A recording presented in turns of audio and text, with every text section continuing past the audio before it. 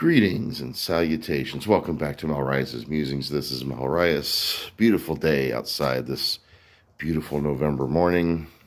And we're still talking about those goddamn monster movies. The Return of the Vampire with Bela Lugosi.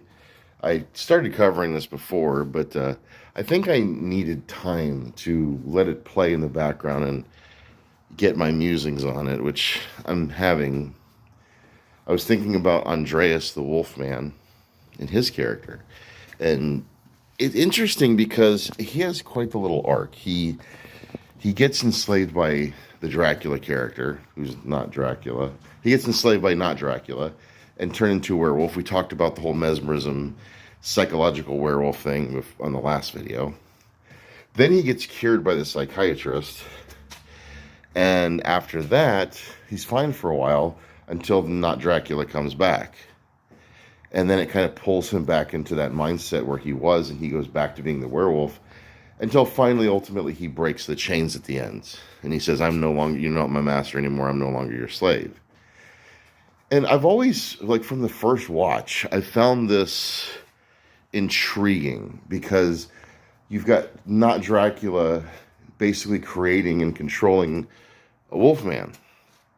Which, you know, I'm sure we could start an argument who's the more badass villain, who's the more badass monster, the werewolf or the vampire or the not Dracula. Of course, you know me, Team Edward, Team Vlad, more like it. I said Team Edward is a joke. Team Vlad is the actual answer to that question. But it also struck me as odd is in knowing that Bram Stoker was at least bisexual. And there's some homoerotic stuff in Dracula. I mean, if we're supposed to take vampirism as a sexual symbolism, it's interesting that Dracula goes after women primarily, but he's not against, drinking some Jonathan Harker blood.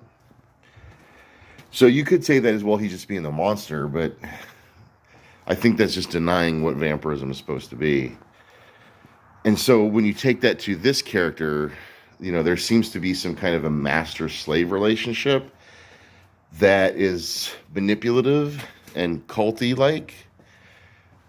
So when he breaks free from the vampire's curse, it's almost like he's getting away from an abusive partner is kind of some of the feel that I get from that movie, which makes it interesting. It's an adult movie, in a sense. See you on the flip.